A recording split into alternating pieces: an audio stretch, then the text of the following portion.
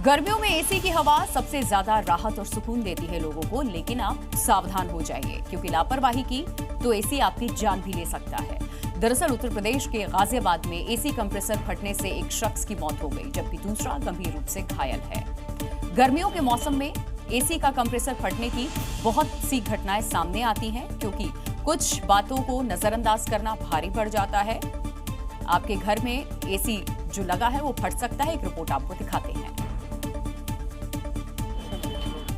ऐसी फटने की घटना वैशाली सेक्टर 4 के गौर ग्रेविटी कमर्शियल बिल्डिंग में हुई, जब रेस्टोरेंट का एसी रिपेयर करते समय अचानक ही जोरदार धमाके के साथ कंप्रेसर फट गया।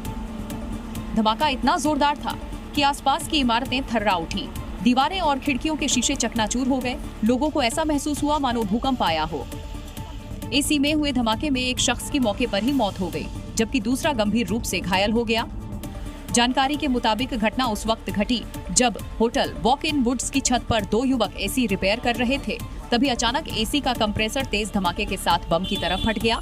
मृतक की पहचान पिंटू के रूप में हुई है, जबकि घायल पूरन सिंह का इलाज जारी है। घटना की सूचना के बाद पुलिस मौके पर पहुंची। जांच में सामने आया है कि पिंटू और पूरन दोनों ही बिना किसी लाइसेंस या पंजीकरण के एसी रिपेयर का काम करते थे और कॉल के जरिए डोर टू डोर सेवाएं देते थे।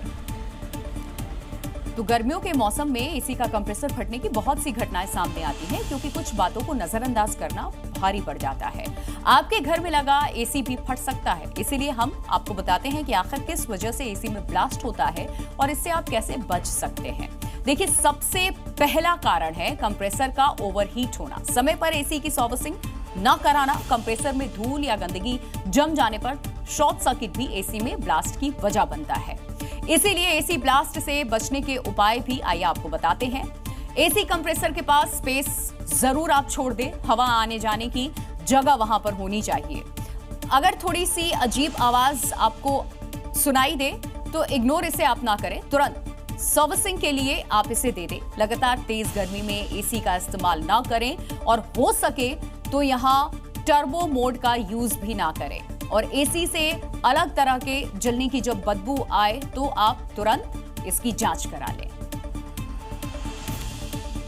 और इस वक्त सबसे बड़ी खबर आ रही है रूस से, जहां यूक्रेन ने रूस पर बड़ा ड्रोन अटैक किया।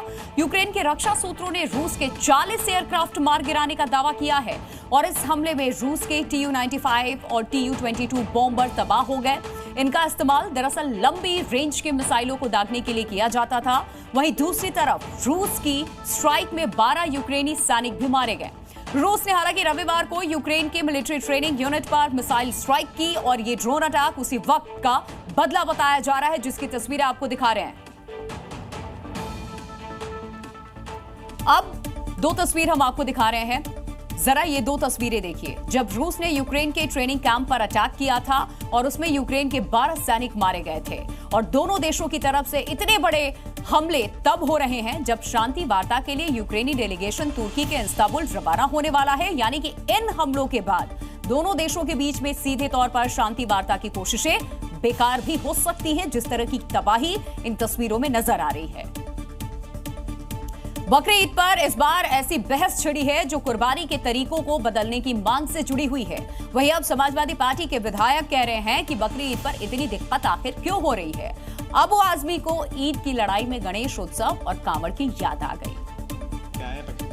अबू आजमी का बयान आग में घी डालने जैसा है, क्योंकि वो बोल रहे हैं कांवड़ यात्रा पर 1 महीने और गणेश उत्सव पर भी सड़क बंद रहती है, तब क्यों कुछ नहीं कहते। कांवड़िया लोग जो लेके चलते, कहाँ लेके चलते हैं? सड़क पे लेके चलते हैं। हमने तो मना नहीं किया। 1 महीना चलता है, पूरा सड़क जाम रहती है। मैं पूछूं, गणपति आती है तो कहाँ बिठाई जाती है? हमने तो मना नहीं किया, बिठाते हैं आप। अबू आजमी जैसे नेता हर मौके को बयानबाजी का हथियार बना देते हैं। वो यही नहीं रुके और जहरीला बयान देते हुए कहा कि मंदिरों में हाई लेवल कीर्तन बजता है। ईद पर सिर्फ मुसलमानों को परेशान किया जा रहा है। मुसलमानों को तकलीफ देंगे, मुसलमानों की मस्जिदों के नोटिस पर रोकेंगे। कमिश्नर साहब से कहना चाहता हूँ, आप बिल्कुल उतारेंगे नहीं, आप डिसिप्लिन चेक करेंगे।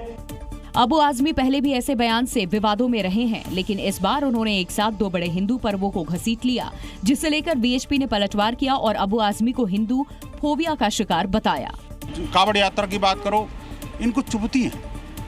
ये सारे के सारे जो पूरा का पूरा जो नमाजवादियों को कुनवा है, वो हिंदू फोबिया का शिकार हो गया।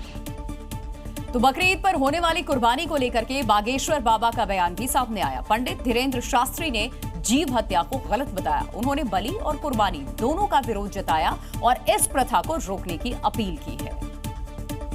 और बागेश्वर धाम के पीठाधीश्वर पंडित धीरेन्द्र शास्त्री का ये बयान बकरीद से ठीक पहले आया है। उन्होंने कुर्बानी प्रथा को निंदनीय बताया।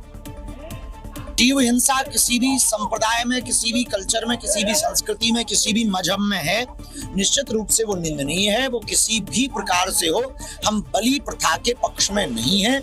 इस प्रकार से हम बकरीद के भी पक्ष में नहीं हैं। धीरेन्द्र शास्त्री ने कुर्बानी के साथ साथ बलि प्रथा का भी जिक्र किया और इन प्रथाओं को रोकते हुए अहिंसा के मार्ग पर चलने की अपील की। जीव हिंसा को रोकना चाहिए, अहिंसा परमो धर्मा के पर्याय पर चलना चाहिए। उससे निश्चित रूप से कि जो भी मजहब है, मजहब को भी तंदुरुस्ती मिलेगी, जी सबको जीने का अधिकार है। बकरीद 7 जून को मनाई जाएगी। जहां एक तरफ मुस्लिम समुदाय बकरीद की तैयारियों में जुटा है, वहीं इस त्योहार और कुर्बानी की प्रथा को लेकर धीरेन्द्र शास्त्री का बयान चर्चा का विषय बन गया है। Zee News।